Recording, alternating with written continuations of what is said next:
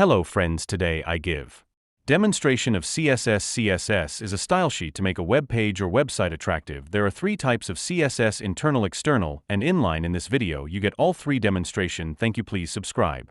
CSS code has general syntax, selector, property, value. For selector you can use tag name which you want to enhance. Here I change h1 tag and add more properties to it like color and background color. Please like, share, subscribe for more videos.